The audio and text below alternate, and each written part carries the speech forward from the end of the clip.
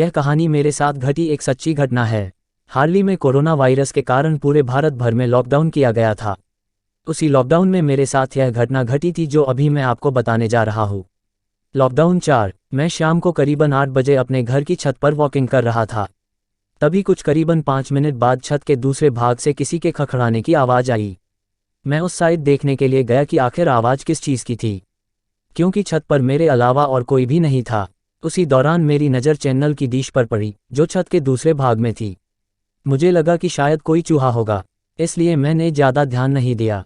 कुछ देर बाद फिर से वही आवाज़ आई। मैं तुरंत वहां जाके देखा तो मैं स्तब्ध हो गया, क्योंकि जो चैनल की डिश पहले जिस जगह पे थी उस जगह से 5 फीट दूरी पर चली गई थी। मेरी समझ में कुछ नहीं आ रहा था, आखिर यह हुआ तो कैसे हुआ। बाद में मैं उसी जगह खड़ा रहकर देखने लगा कि क्या अब मेरी नज़र के सामने यह हिलती है क्या।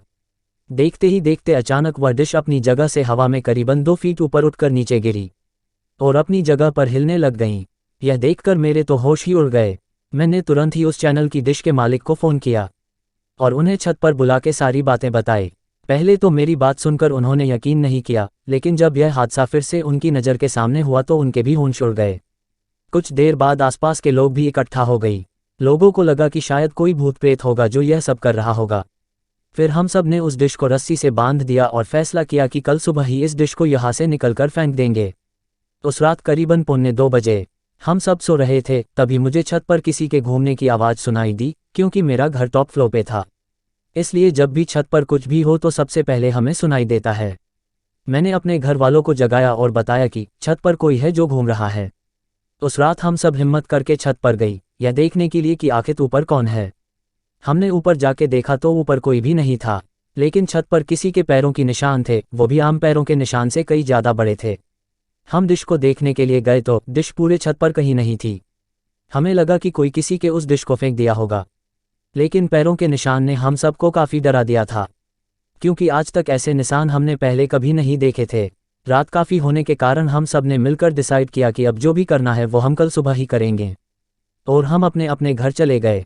उस रात को मुझे नींद भी नहीं आ रही थी।